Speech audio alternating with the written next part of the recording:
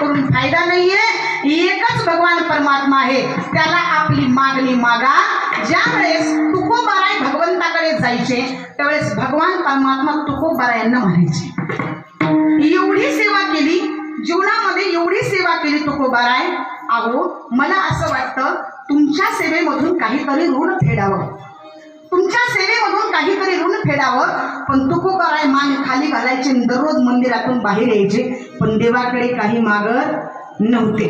त्यावेळेस प्रभूच एक दिवस तुकोबारायांचा हात धरून म्हणायला लागले की काहीतरी मागा, काहीतरी मागा, काहीतरी मागा. एवढं म्हणताय ना, बस एवढंच माझं मागणं आहे. मागण्याची आस आहे मुखाकडे.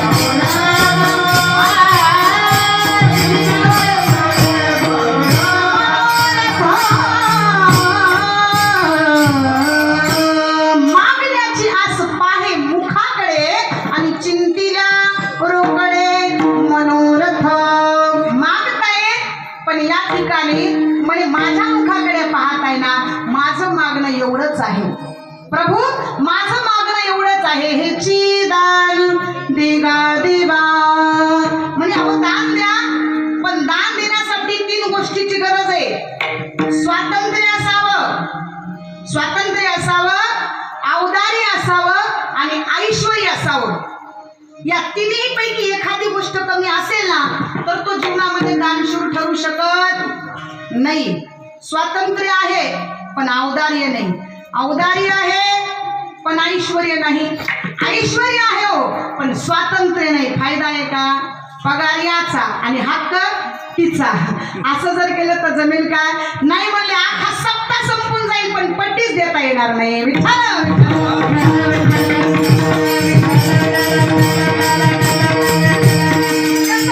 जीवनामध्ये स्वातंत्र्य असलं पाहिजे, औदार्यही असलं पाहिजे आणि ऐश्वर्यही असलं पाहिजे. एखादी गोष्ट कमी असेल तर तो जीवनामध्ये दानशूर ठरू शकत नाही. तसं तुकोबाराय या ठिकाणी तुमची मागणी ही फार मोठी आहे, हेची दान देगा देवा. दान मागतायत प्रभू, पण कोणतं दान मागतायत? हेची म्हणजे अखंड, अखंड. एका क्षणाचं मागितलं का? एका क्षणाचं मागितलं नाही. काही वेळेपुरतं, काही तासापुरतं, काही तासापुरतं मागितलं नाही तर हे चिदान देगा देवा.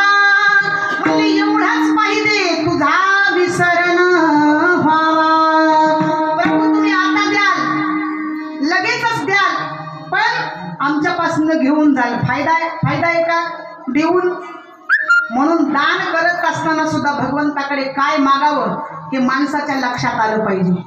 हो काही माणसं मागायला लागले हो, काही काही माणसं आयुष्यभर प्रपंचातलंच मागतात. बरं मला सांगा, देवाच्या समोर जातात, एकच नारळाचा तुकडा ठेवायचा. दररोज मुलगा बिअरबारच्या दुकानात, देवा माझा मुलगा 10वीच्या परीक्षेत 99% घेऊन पास होऊ दे. मागणी परिपूर्ण होईल का? मागणी परिपूर्ण होणार नाही. तर त्या ठिकाणी देणारा सुद्धा त्याच पद्धतीचा आहे, पण मागणारा सुद्धा त्याच पद्धतीचा अधिकारी असला पाहिजे. विठ्ठल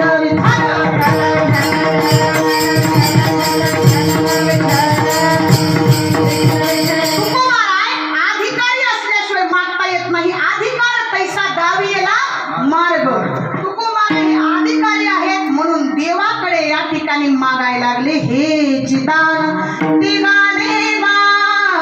80 वर्षाचा माणूस देवाकडे मागतोय हो. 80 वर्षाचा देवा, मी माझ्या नातवाच्या डोक्यावर राजछत्र धरलेलं बघावं. देव रात्रभर झोपलाच नाही. चंद्रभागेच्या वाळवंटामध्ये वेड्यासारखं फिरू लागले. 80 वर्षाचा माणूस देवाकडे मागतोय, मी माझ्या नातवाच्या डोक्यावर राजछत्र धरलेलं पाहावं. रात्रभर देवाने विचार केला. सकाळी उठल्याबरोबर अगोदर त्याला बोलवलं. तथास्तु. 80 वर्षाचा होता पण तरुण केलं, तारुण्य पण दिलं. पुन्हा त्याचं लग्न झालं, त्याला मुलं बाळ झाली.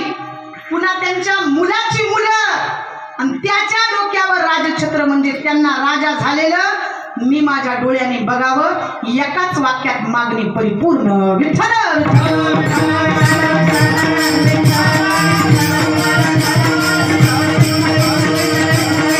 देवाकडे मागायचे विचार करून मागा. काही लोक संपत्ती मागतात, पण संपत्ती ही चिरकाल टिकणार नाही. धन मिळविले कोटी आणि संगे नये लंगोटी. तुका म्हणे द्रव्य मिळविले मागे आणि हे तू कोणा संगे गेले नाही. अरे तुका म्हणे ज्याची संपदा एवढी आणि सांगा ते कवडी गेली नाही. आयुष्यभर मिळवलं म्हणले, पण कवडीभर सुद्धा माणसाच्या सोबत गेलं नाही. कारण जीवनामध्ये कितीही मिळवलं, स्टेशन आलं की माणसाला तिथं उतरावंच लागतं. पूर्वीच्या काही एसटी मध्ये बसल्याच्या नंतर कंडक्टर तिकीट देत होते. त्याच्या उ मू आणि उ मू आणि उ असं लिहायचं. आयुष्यभर माणसं जगले, पण त्याचा अर्थ लक्षात आला नाही. त्याचा अर्थ एवढाच आहे, उतर मूर्खा उतर. विठ्ठल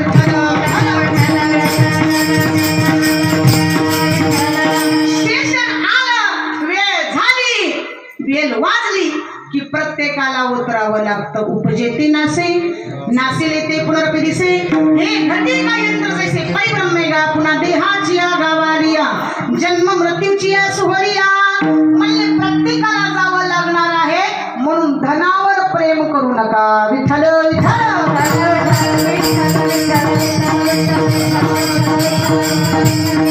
धन मागायचं नाही, काही अपेक्षा केली हो. देवाकडे अपेक्षा केली, श्रीमंती पाहिजे, गाडी पाहिजे, बंगला पाहिजे, ऐश्वर्य पाहिजे, शेवटी बायको सुद्धा चांगलीच पाहिजे. पण बायको चांगली मिळायला अहो भाग्यम महो भाग्यम. शास्त्र काय सांगतं? कर्कश संगती आणि दुःख उदंड फजिती. बायको जर कर्कशा मिळाली तर संसार परिपूर्णतेला जाऊ शकत नाही. कर्कशामध्ये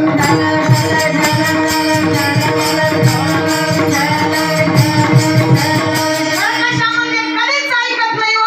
पतीने सांगितलं, हे बघ समोर फार मोठी नदी आहे, जाऊ नको. ती म्हणली जाणार.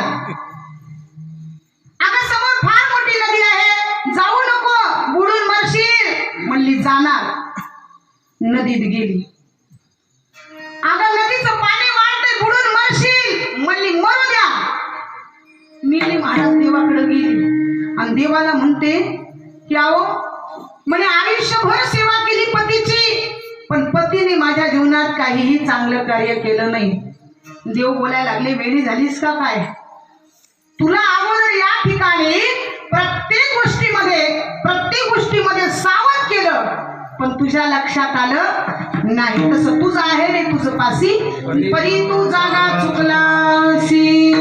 रोडवरून जाताना गतिरोधक अगोदर दाखवलं जातं आणि मग नंतरच आपल्याला पुढे जावं लागतं. ज्या रस्त्याला जास्त गतिरोधक त्या माणसाला जास्त विरोधक. विठ्ठल